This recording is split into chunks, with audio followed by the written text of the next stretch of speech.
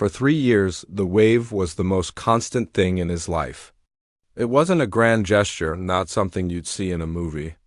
It was just a simple, quiet lift of a hand, but to him it had become the anchor of his day. His world was usually a whirlwind of noise and make-believe, a place where bright lights blinded you and people were always shouting your name, needing something from you. But on this quiet, tree-lined street he was just a man walking his dog. And she was just a woman on her porch. His mornings used to be something he dreaded. The quiet of his own house would be shattered by the buzz of a phone, an email about a meeting, a script that needed his immediate attention.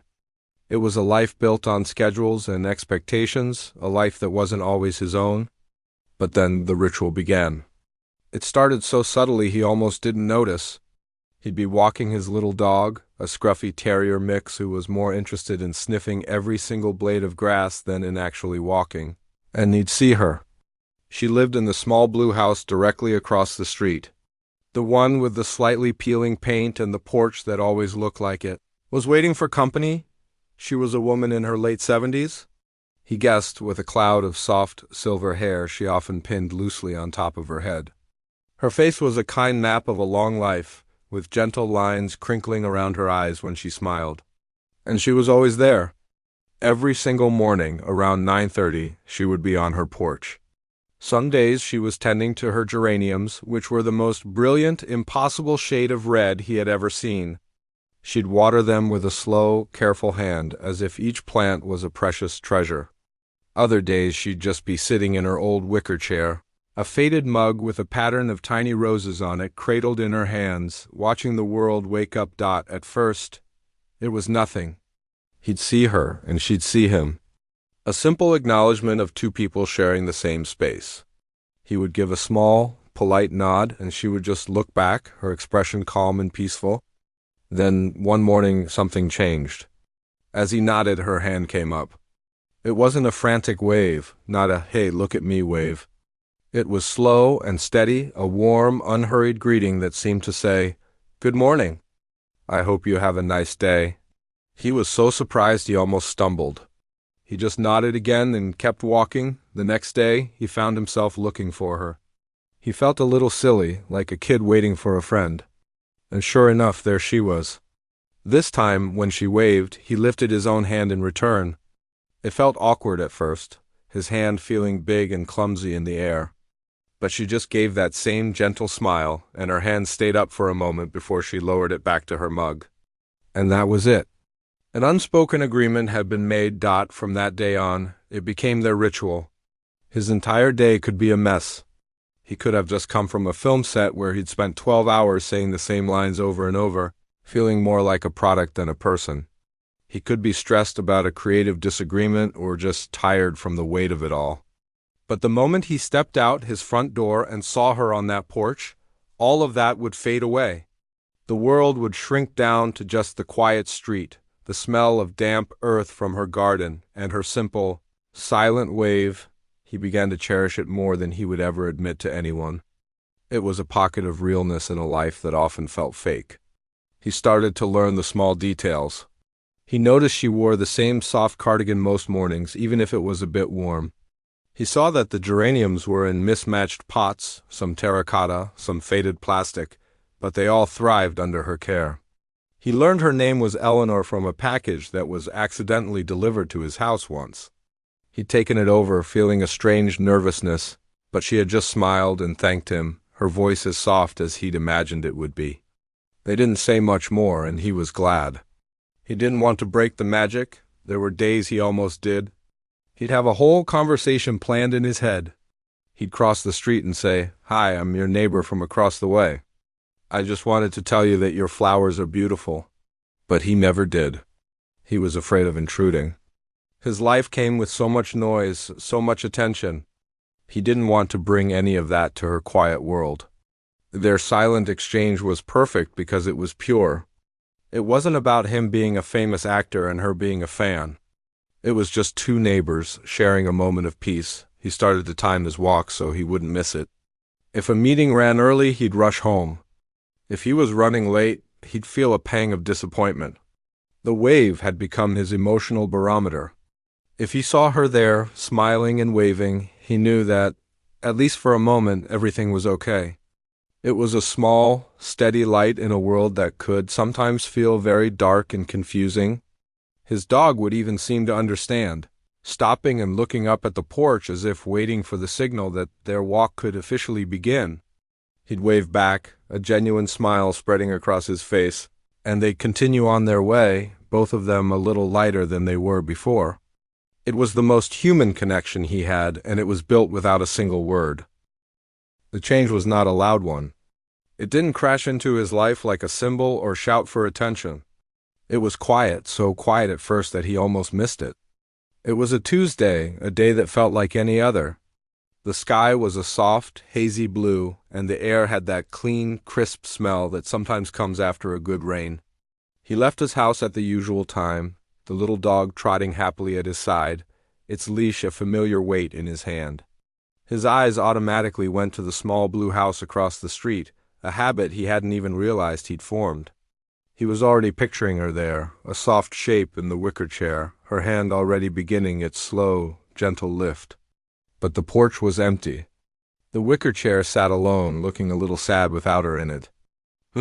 He thought to himself, a small puff of air escaping his lips. Must be running late. He didn't think much more of it. People have appointments. They go to the doctor. They have days where they just don't feel like sitting outside. It was perfectly normal. He gave the empty porch a final glance and continued on his walk.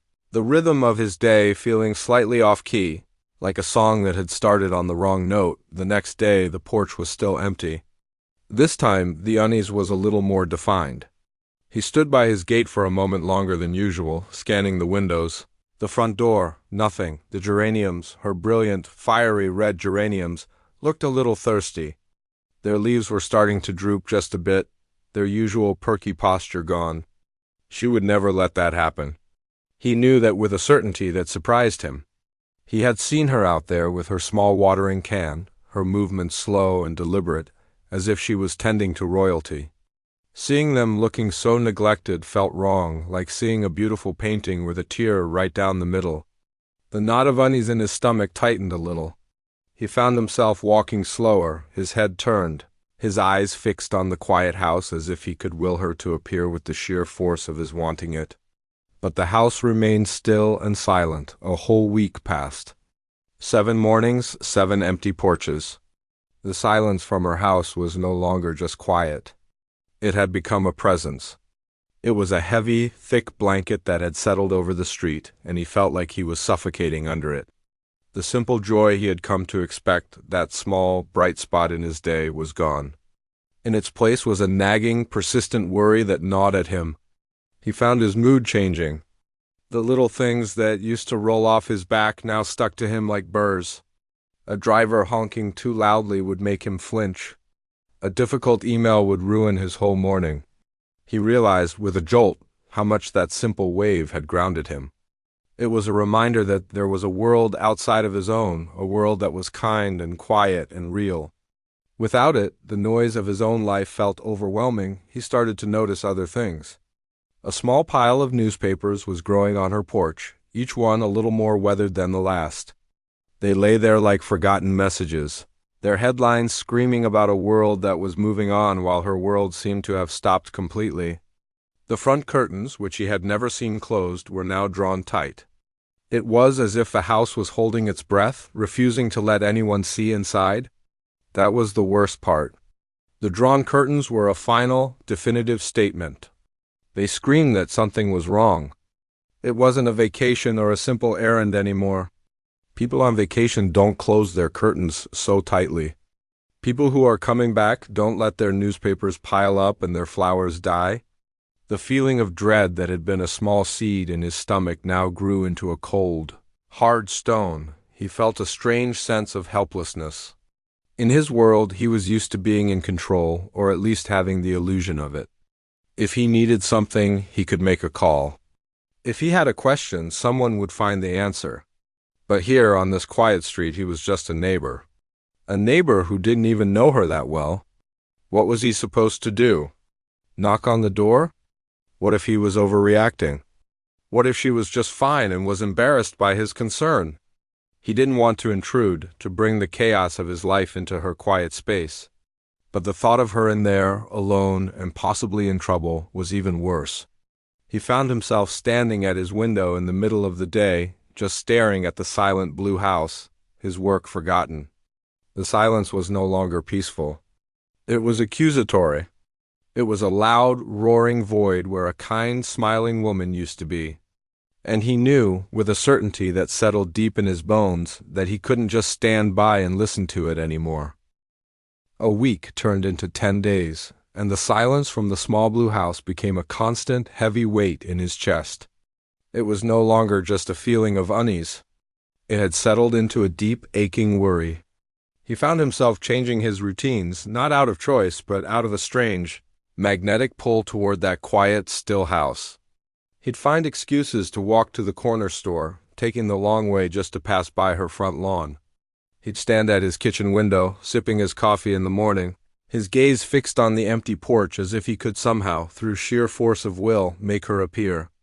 The wilting geraniums seemed to mock him, their drooping heads a symbol of his own growing despair. The cold stone of dread in his stomach was now a permanent fixture. He felt it when he woke up and when he tried to sleep at night. His mind would race, playing out different scenarios, each one worse than the last. What if she was in there, alone, and had fallen? What if she was sick and had no one to call for help? The thought was unbearable. He had to do something, but what? The question circled in his head like a trapped bird. Frantic and without an answer, he was a man who was used to having a team, a system for everything. If he had a problem, he made a call and a solution was found. But this was different. This was personal, delicate, and entirely outside of his control. He couldn't call his agent or his assistant. What would he even say? "Hi, I'm worried about my elderly neighbor who waves at me sometimes." It sounded ridiculous. It felt like an intrusion, a violation of the quiet, unspoken agreement they had. Their friendship, if you could even call it that, was built on silence. To break that silence now felt like a betrayal. He spent hours rehearsing conversations in his head. He would knock on her door. A stranger would answer. "Hi," he'd say, "I'm the neighbor from across the street. I've noticed Eleanor hasn't been around, and I was just wondering if she was okay." The imagined response was always a variation of the same theme, a suspicious glare. A curt "none of your business" or a polite but firm "thank you for your concern." But it's a private matter. Each imagined rejection made him feel smaller, more foolish. He felt like a ghost, haunting his own neighborhood, watching a life unfold from a distance, powerless to intervene. Then, one Tuesday afternoon, something changed. He was returning from a walk, the dog's paws clicking softly on the pavement when he saw it. An unfamiliar car was parked in her driveway. It was a plain, four-door sedan, a little beat up, with out-of-state license plates. His heart leaped into his throat. This was it. This was the sign he had been both dreading and hoping for. He slowed his pace, his eyes fixed on the house. A few minutes later, the front door opened, and a man and a woman stepped out. They looked to be in their 40s, their faces etched with a weariness that went beyond a simple lack of sleep. They were talking in low, urgent tones, their body language tense. The woman was carrying a small box filled with what looked like paperwork. They were her children, he realized. They had come, he watched them, hidden partially by a large oak tree down the street. They weren't just visiting. They were handling things.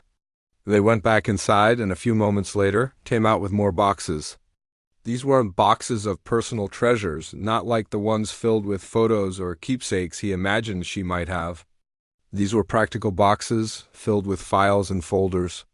They were clearing out her life, but not in the way you do when you're helping someone move. This had the feeling of an ending. The sight of them, strangers in her sacred space, made something inside him shift. His fear of intruding was suddenly replaced by a much stronger fear, the fear of doing nothing. He had to know. He couldn't spend another day staring at that house, letting his imagination torture him. He walked back to his own house, his mind made up. He put the dog inside and stood by his window, waiting. He didn't know what he was waiting for, but he felt like an opportunity would present itself. And it did. He saw an older gentleman who lived 2 doors down, a man he'd seen 1,000 times but had never spoken to, amble out to his mailbox. He was a classic neighborhood figure, always in a comfortable sweater and a pair of worn-out slippers, no matter the time of day. This was his chance. His heart started to pound, a heavy, frantic drum against his ribs. The short walk across the street felt like a marathon. Every step was filled with doubt. "What am I doing?" he thought. "This is crazy." But the image of the drawn curtains and the wilting flowers pushed him forward. He had to know. "Excuse me," he said, his voice sounding foreign and tight even to his own ears.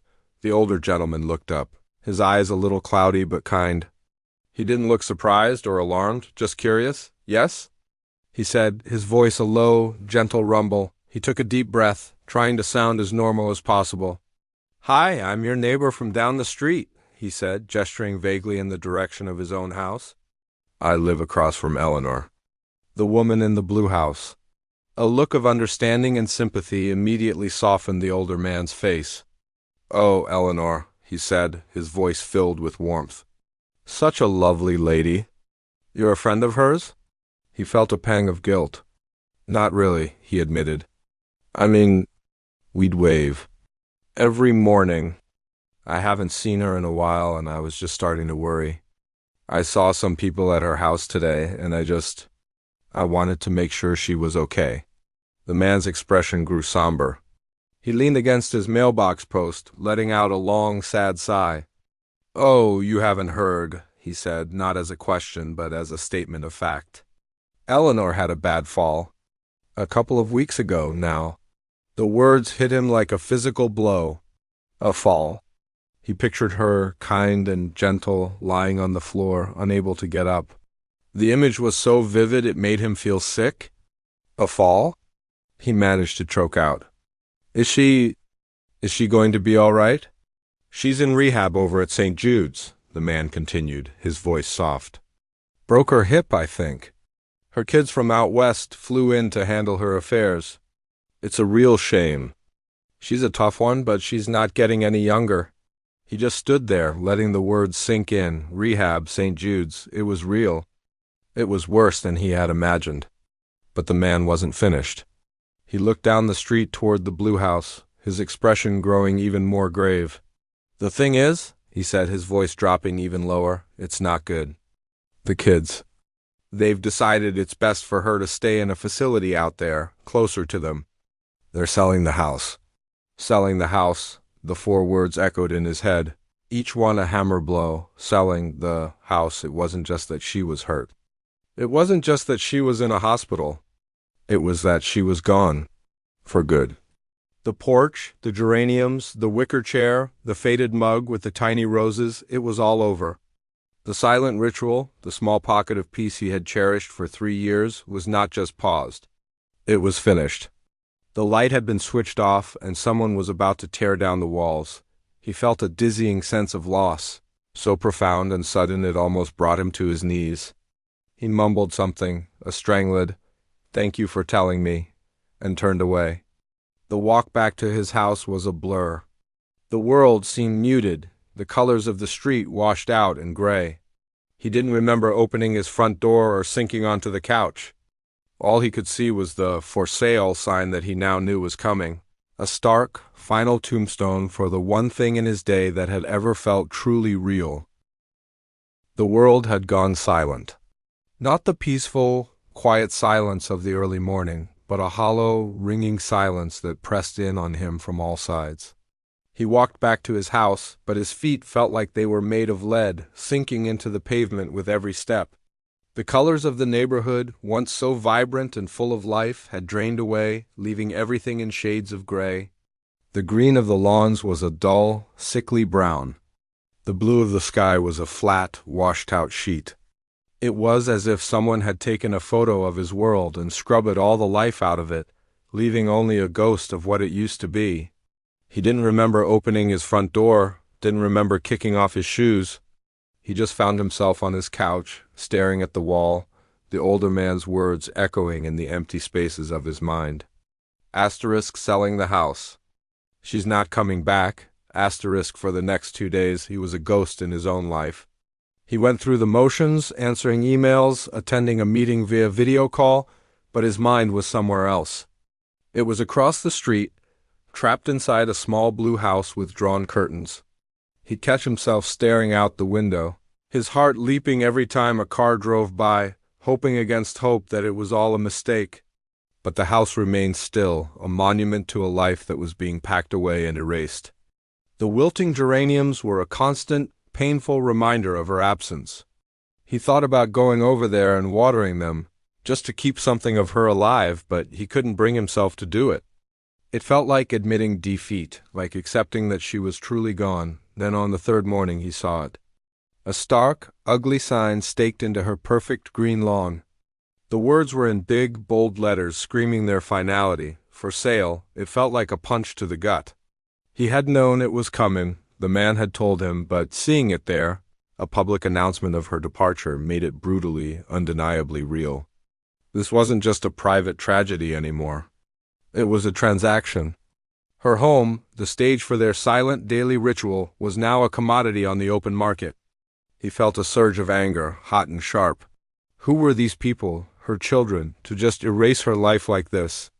To sell off the place where she had lived, where she had tended her flowers and waved at a stranger every morning. The next day was even worse. He was woken up by the loud, grinding sound of a diesel engine. He looked out his window and his heart sank.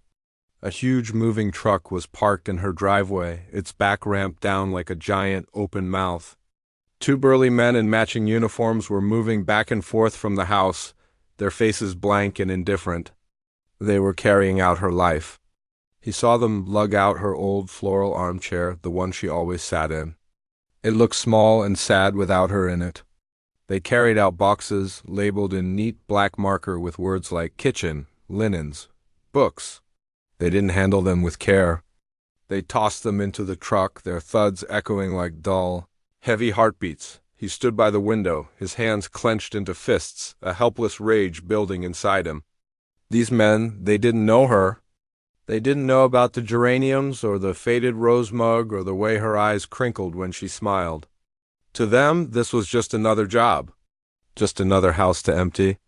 He watched as one of them came out with a box that was different from the others. It was old and worn, and on the side, written in a spidery, delicate hand, were the words, "Photos, old." The man stumbled slightly and the box tilted precariously. The other man laughed. "Careful with that," he said, his voice dripping with sarcasm. "Wouldn't want to break the junk?" Junk. The word hung in the air, ugly and sharp. Junk, her memories. Her life, reduced to junk to be handled carelessly and thrown into the back of a truck. Something inside him snapped. It wasn't a loud crack, but a quiet, decisive break. All the fear, all the hesitation, all the self-imposed rules about not intruding, about keeping his distance, it all evaporated, replaced by a single, powerful impulse. He had to do something. He couldn't just stand here and watch them erase her. He owed her more than that.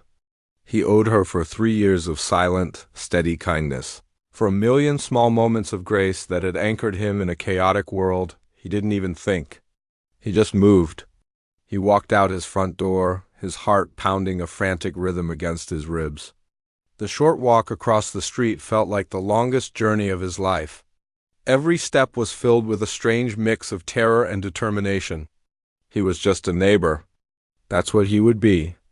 Just a neighbor who cared. He approached the man who seemed to be in charge, the one who had called her memories junk.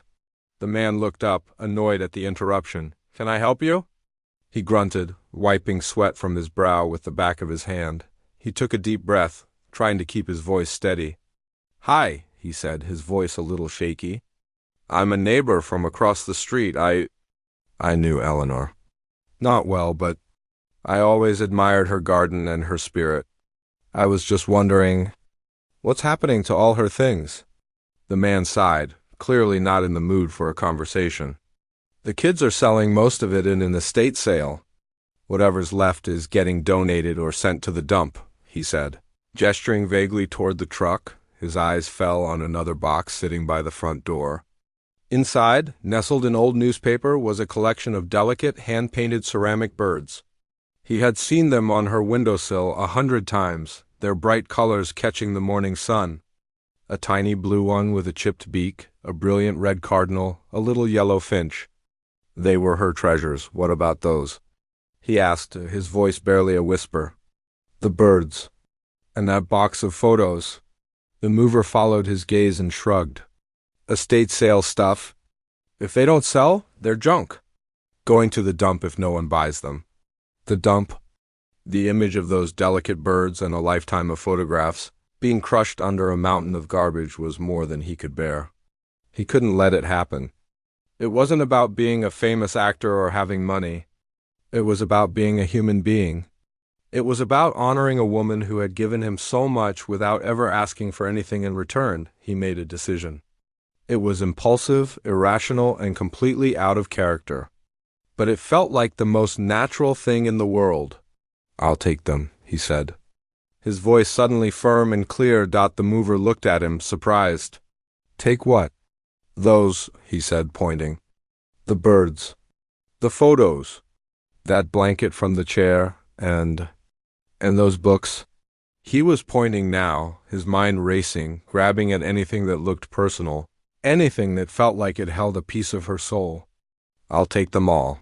Without waiting for a response, he pulled out his wallet. He didn't even look at the bills he was pulling out, just handed the man a thick wad of cash.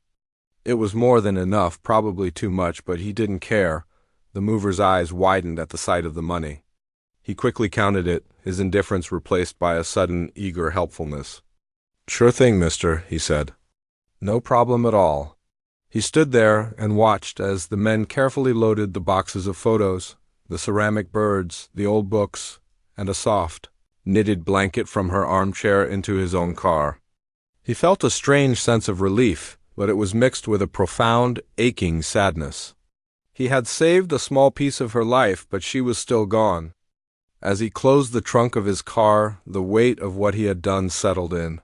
He had a car full of her memories, and now he had to figure out what to do with them. He knew, with a certainty that guided his next move, exactly where they belonged. The click of the car trunk closing sounded final, like the end of a chapter. He stood there for a moment, his hands resting on the cool metal, looking at the street. The moving truck was gone. The burly men were gone. All that was left was the ugly, for sale sign standing like a lonely sentinel in her now empty lawn. He had a car full of her life and a strange, heavy feeling in his chest. It wasn't regret. It was a sense of responsibility, a profound and sudden duty that had fallen into his lap. He hadn't just bought old things. He had become the temporary guardian of a stranger's soul. He got into the driver's seat, the car feeling different, heavier. The box with the ceramic birds was on the seat beside him. He reached over, his fingers gently tracing the edge of the cardboard. He could feel the lumpy shapes of the birds nestled inside, their fragile little bodies protected by old, crumpled newspaper. He thought about her hands, the way they looked holding the watering can, the way they would rise for their daily wave. Those same hands had probably painted these birds, had placed them on the windowsill to catch the light. The thought made his throat feel tight. He started the car and pulled away from the curb, but he didn't go home. He knew where he was going. The drive to St. Jude's Rehab Center was a blur of unfamiliar streets. The world outside the car window was a movie he wasn't a part of. People were laughing at outdoor cafes, a group of kids were chasing a soccer ball in a park, a woman was arguing on her phone. It was all normal life happening in a parallel universe. His universe had shrunk to the interior of this car, to the quiet weight of the boxes in his back seat, and to the image of a kind woman's face. He found a parking spot and sat for a long moment, just looking at the large brick building. It looked like a hospital, all straight lines and sterile windows. It was the complete opposite of her small, slightly ramshackle blue house with its overflowing flower pots and crooked welcome mat. He felt a wave of apprehension. What was he even doing here? He was a stranger, a weirdo with a car full of her belongings. What if she didn't remember him? What if her family was there? What if they called security? The doubts crept in, cold and sharp. But then he thought of the mover's voice, dismissively calling her memories junk. He thought of the wilting geraniums and the drawn curtains. He pushed the door open and stepped out. The inside of the building was just as he'd imagined. The air smelled faintly of antiseptic and cooked vegetables. The floors were polished to a high gloss, and the sounds were hushed, a symphony of soft beeps, distant coughs, and the squeak of rubber-soled shoes. He walked up to the nurse's station, his heart thumping a nervous rhythm against his ribs. A woman with kind eyes and a tired smile looked up at him. "Can I help you?" she asked. He cleared his throat, his voice feeling small. "Hi, I'm here to see a patient, Eleanor, the woman in the small blue house on Elm Street." The nurse's expression softened. "Of course," she said, her voice gentle. "Are you family?" He shook his head. "No, I was her neighbor." "From across the street?" The nurse didn't press further. She just nodded with an understanding that made him feel a little less like an intruder. "She's in room 203, just down the hall on your right. She's having a good day today, so she might be a little more alert." He thanked her and walked down the long, quiet hallway. The numbers on the doors seemed to be counting down to something momentous. 199. 201. 203. He stopped in front of the door, his hand hovering over the handle. He took a deep breath, the sterile air filling his lungs, and pushed it open. The room was small and simple. Just a bed, a small knitstand, and a window looking out at a parking lot. It was clean and empty, devoid of any personality. And in the bed, looking so small and frail against the stark white pillows, was she. It was her, but it wasn't. The vibrant, strong woman from the porch was gone, replaced by this delicate figure with pale skin and eyes that seemed to have seen too much. Her silver hair was spread out on the pillow, and a thin blanket was pulled up to her chin. She was staring out the window, her expression blank. He stood in the doorway, feeling like an intruder again. He almost turned around and left, but just then her eyes slowly moved from the window and settled on him. They were cloudy at first, unfocused, but then a flicker of recognition. It was tiny, like a spark in the darkness, but it was there. Her lips parted slightly and a soft, whispery sound escaped. "The man." "From the street," she breathed. The sound of her voice, even though it was just a fragile thread of sound, broke the spell. He smiled, a genuine, warm smile that he hoped reached his eyes. "Hi," he said softly, walking into the room. "I brought you some things." He went back to the hallway and brought in the first box, the one with the ceramic birds. He placed it on her bed and carefully opened it. He unwrapped the little blue bird with the chipped beak, its paint still bright and beautiful. He held it out to her. Her eyes lit up, a real, genuine spark this time. She slowly lifted a frail hand and gently touched the bird's head with a trembling finger. "My little friends," she whispered, a single tear tracing a path down her cheek. "I thought they were gone." He carefully placed the little blue bird on her knitstand, followed by the red cardinal and the yellow finch. They looked like a splash of joy in the sterile room, a tiny rebellion against the blandness. "I have more," he said. "Your photo albums. And some of your books. And your blanket from the chair. I didn't want them to get lost." He explained in simple terms how he had seen the movers and how he couldn't bear the thought of her things being thrown away. He didn't mention the money or the impulse. He just made it sound like the most natural thing in the world. He was just a neighbor returning borrowed items. She just listened, her eyes fixed on his face. She didn't say much, just a soft "oh my" or a "thank you." But her eyes said everything. They were filled with a gratitude so deep it was overwhelming. He promised her he would bring the other boxes the next day and that he would make sure they were safe for her. He stayed for a while longer, not talking much, just sitting with her in the quiet. The three of them, him, her, and the little ceramic birds on the knitstand. When it was time to go, he stood up. "I should let you rest," he said. "I'll be back tomorrow." He walked to the door, his heart feeling full in a way it hadn't in a very long time. He was just about to step out into the hallway when he felt her eyes on him. He turned back. She was looking at him, and her hand, the same frail hand that had touched the bird, was slowly lifting into the air. It was a weak, slow motion, a shadow of the strong, steady wave he was used to. But it was the same gesture. It was her wave. He felt his own eyes start to burn. He lifted his hand and waved back, just as he had done 100 times before. But this time it was different. It wasn't just a greeting. It was a promise. It was a thank you. It was a silent acknowledgement of a connection that had transcended words and distance. It was the most real thing he had ever done. He held the wave for a moment, then lowered his hand, gave her one last smile, and walked out the door, leaving a little piece of her world on the knitstand, and taking a little piece of her peace with him